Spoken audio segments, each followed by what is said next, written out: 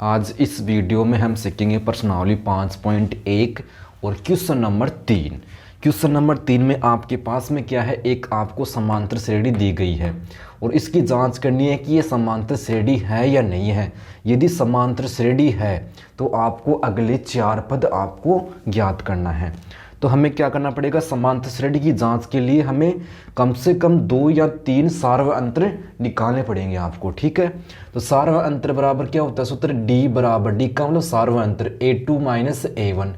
तो A2 का जो मान है वो क्या, देखो A1 तो क्या है 2, A2 क्या है 5/3, 5/2 सॉरी, A3 क्या है 3 और A4 क्या है 7/2। तो A2 का जो मान है वो क्या है 5/2 माइनस क्या है A1 क्या है 2। तो यहाँ से हम लघुत्तम लेंगे तो लघुत्तम क्या आएगा, 2 ही आएगा सीधा। 2 में 2 का भाग देंगे, नीचे वाली संख्या में नीचे वाली संख्या का भाग है। एक बार 1 को 5 से गुणा करेंगे, 5 माइनस। अब देखो ये संख्या बट्टे में नहीं है तो आपको सीधा ही गुणा करना है, जो संख्या बट्टे में नहीं है उसको सीधा गुणा कर दो। तो 2 दूनी 4, 5 प्लस का है 4 माइनस का है, एक संख्या प्लस की है एक संख्या माइनस की है, वहाँ पर आपको घटाना है। बड़ी संख्या प्लस की है तो प्लस के 1/2 आ गए। आपको A को निकालना है यहाँ पर सार्वंतर, ठीक है। तो D बराबर क्या निकालेंगे आप अगला सार्वंतर के लिए, A3 माइनस A2। A3 का मान क्या है आपके पास में 3 माइनस A2 का मान क्या है 5/2। तो यहाँ से जो लघुत्तम लेंगे तो आपके पास में क्या आएगा 2 आएगा। तो अब देखो 3 तो बट्टे में नहीं है तो सीधा क्या हो जाएगा गुणा। तो 3 दूनी 6 माइनस 2 एकम 2, 1 को 5 से गुणा कर देंगे तो 5, ठीक है। तो 6 में से गया 5, 1/2। तो ये सार्व अंतर और ये सार्व अंतर बिल्कुल बराबर है। यदि सार्व अंतर समान है, प्रथम 2 सार्व अंतर समान है, इसका मतलब जो आपको ये समांतर श्रेणी दी गई है यह एक समांतर श्रेणी है। लिख देंगे यह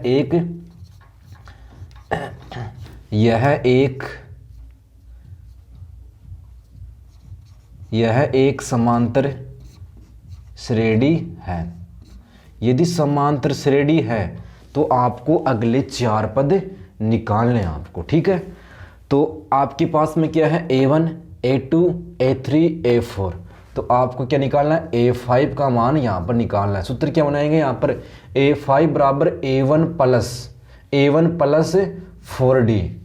5 में से 1 ले लिया, कितने कम पड़ रहे हैं 4 1 5 वापिस। इस प्रकार से आप सूत्र बना सकते हो। A1 का जो मान है वो आपके पास में क्या है 2 प्लस 4 इंटू D का मान क्या है 1/2, जो आपने निकाल लिया, ठीक है। एक बात का ध्यान रखना, यदि समांतर श्रेणी है तो आपको अगले जो सार्व अंतर समान है तो समांतर श्रेणी है और समांतर श्रेणी तो आपको अगले 4 पद निकालने हैं। यदि समांतर श्रेणी नहीं होती तो आपको अगले 4 पद नहीं निकालना आपको, ठीक है।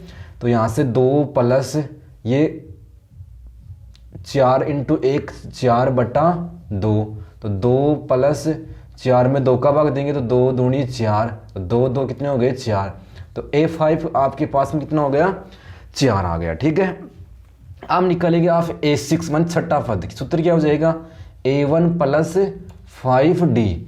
A1 का जो मान है वो आपके पास में क्या है 2 प्लस 5 इंटू D का मान आपके पास में क्या है 1/2, ठीक है। तो 2 प्लस 5 को 1 से गुणा करेंगे तो 5/2। तो यहाँ से जो आपके पास में लघुत्तम है वो क्या आ गया 2 आ गया। तो 2 सीधा गुणा हो जाएगा इससे, जो संख्या बट्टे में नहीं है उससे आप सीधा गुणा कर देंगे तो 2 दूनी 4। और यहाँ पर नीचे वाली संख्या में नीचे वाली संख्या 2 में 2 का भाग देंगे, एक बार 1 को 5 से गुणा करेंगे तो क्या आएगा 5। तो 4 और 5 कितने हो गया आपके पास में 9/2। ये आपके पास में छठा पद आ गया। अब आपको निकालना है 7वां पद। अब निकालेंगे हम 7वां पद। तो 7वां पद बराबर क्या हो जाएगा, सूत्र A1 प्लस 7 में से 1 ले लिया, कितने कम पड़ रहे हैं 6D। तो A1 का जो मान है वो आपके पास में क्या है 2 प्लस 6 इंटू D का मान क्या है आपके पास में 1/2। तो 2 प्लस 6 एकम 6/2, ठीक है। 2 प्लस 6 में 2 का भाग देंगे 3, तो 2 3 यहाँ से क्या हो गया 5। तो 7वां पद क्या हो गया आपके पास में 5 हो गया। अब निकालेंगे हम 8वां पद। ये आपके पास में 5वां पद हो गया, ये आपके पास में हो गया छठा पद समांतर श्रेणी का। और ये आपके पास में 7वां पद हो गया। अब निकालेंगे हम 8वां पद। तो सूत्र क्या हो जाएगा, a1 प्लस 7d। a1 का जो मान है वो आपके पास में क्या है 2 प्लस 7 इंटू डी का मान क्या है 1/2। तो 2 प्लस 7 1 7/2। तो यहाँ से लघुत्तम क्या आ गया आपके पास में 2। तो 2 सीधा 2 से गुणा हो जाएगा। कब गुणा होता है सीधा, जब संख्या बट्टे में नहीं हो। तो 2 दूनी 4 और 2 एकम 2, 1 को 7 से गुणा करेंगे तो 7, 7 4 11/2। तो यहाँ पर जो 8वां पद है वो आपके पास में क्या है 11/2। इस प्रकार से आपको समांतर श्रेणी के 4 पद निकालने हैं। कब निकालेंगे, जब आपके पास में समांतर श्रेणी हो। ठीक है, अब देखते हैं अगला प्रश्न। अब देखो तीसरे में दूसरा, सबसे पहले आपको क्या काम करना है, जो आपको दे रखी है श्रेणी ये समांतर श्रेणी है या नहीं है ये जांच करना है। इसके लिए हमें निकालना है सार्वअंतर। तो सूत्र क्या होता है a2 माइनस a1। a2 का जो मान है वो क्या आपके पास में माइनस का 1/2। फिर ये आ गया माइनस का जो सूत्र में है माइनस, ठीक है। और a1 का मान क्या है माइनस का 1/2। दो चिन्ह एक साथ नहीं आते हैं तो यहाँ पर किस में आएगा, ये कोष्टक में माइनस का 1/2 और माइनस माइनस क्या हो गया प्लस का 1/2। वही संख्या माइनस की है वही संख्या प्लस की है, तो यहाँ से आपके पास में क्या आएगा 0। तो यहाँ पर जो सार्वअंतर है वो क्या है 0। अगला निकालते हैं आपके पास में। तो सूत्र क्या है a3 माइनस a2। अगला सार्वअंतर के लिए a3 माइनस a2। a3 का जो मान है वो क्या है माइनस का 1/2। फिर माइनस a2 का जो मान है वो आपके पास में क्या है माइनस 1/2। ठीक है, तो माइनस का 1/2 और माइनस माइनस आपके पास में क्या हो जाएगा प्लस का 1/2।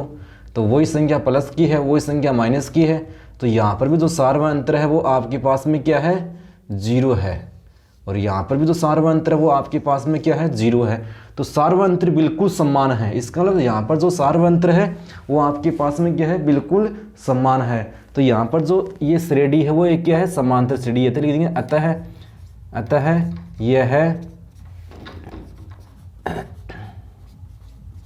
अतः यह है श्रेणी समांतर श्रेणी है। यदि समांतर श्रेणी है, अब एक चीज नोट कर रहे हो, हर बार जो सार्वअंतर आ रहा है वो क्या आ रहा है 0 आ रहा है। इसका मतलब किसी भी संख्या में हम जोड़ेंगे 0 तो उसके मान में कोई भी परिवर्तन नहीं होगा। इसका मतलब a1 है वो a2 है, जो a2 है वो a3 है, जो a3 है वो a4 है। इसका मतलब a4 है जो a5 हो जाएगा। ठीक है, क्योंकि यहाँ पर जो सार्वअंतर है वो बिल्कुल समान है। तो a5 आपके पास में क्या आएगा माइनस का 1/2, कि जो सार्वअंतर है वो क्या आपके पास में 0। तो यहाँ से a6 क्या जाएगा, वो भी क्या जाएगा माइनस का 1/2 और a7 भी आपके पास में क्या जाएगा माइनस का 1/2 और a8 भी आपके पास में क्या जाएगा माइनस का 1/2, क्योंकि जो सार्वअंतर है यहाँ पर 0 है। 0 का मतलब किसी भी संख्या में हम जोड़ेंगे 0 तो उसके मान में कोई भी चेंज नहीं आएगा। ठीक है, अब देखते हैं अगला प्रश्न। अब करते हैं तीसरे में तीसरा। ये आपके पास में एक श्रेणी है, ये समांतर श्रेणी है या नहीं है जांच करेंगे हम। तो आपको इसके लिए निकालना है सार्वअंतर। सूत्र क्या हो जाएगा a2 माइनस a1। a2 का मान क्या है a² और a1 का मान क्या है a। तो ये दोनों क्या है असमान पद हैं, तो असमान पदों को हम आपस में नहीं घटा सकते हैं। तो यही आपका क्या हो जाएगा सार्वअंतर। अब निकालते हैं अगला सार्वअंतर। तो सूत्र क्या है a3 माइनस a2। a3 का जो मान है वो क्या है a³ और a2 का मान क्या है वो a²। तो यहाँ पर जो दो पद हैं आपके पास में, दोनों ही क्या आपके पास में असमान पद है और असमान पदों को हम आपस में नहीं घटा सकते हैं। तो यही सार्वअंतर हो जाएगा। अब ये सार्वअंतर देखो आप और ये सार्वअंतर देखो, दोनों क्या है असमान है। यहाँ पर जो सार्वअंतर है वो क्या है बिल्कुल बराबर नहीं है। तो लिख देंगे यह है श्रेणी। यदि समांतर श्रेणी के जो सार्वअंतर बराबर नहीं है तो वो समांतर श्रेणी नहीं होगी। तो लिख देंगे यह श्रेणी समांतर श्रेणी नहीं है। समांतर श्रेणी नहीं है तो आपको अगले 4 पद नहीं निकालने हैं। अब क्वेश्चन नंबर 4, तीसरे में 4 का चेक करते हैं। तो D बराबर सूत्र क्या होता है a2 माइनस a1। a2 का जो मान है वो क्या है √6 माइनस और a1 का मान क्या है √3। तो यहाँ पर जो रूट का सिस्टम क्या होता है, रूट के अंदर जो संख्या है, अंदर वाली संख्या बिल्कुल समान होनी चाहिए, और रूट के जोड़ बाकी करते हैं वहाँ पर हम गुणांक घटाते हैं या गुणांक ही जोड़ते हैं। तो 6 का गुणांक 1, लेकिन रूट की संख्या यहाँ पर समान नहीं है और 6 का कोई हल नहीं होगा आगे, ठीक है। तो यहाँ से यही सार्वंत्र हो जाएगा आपके पास में।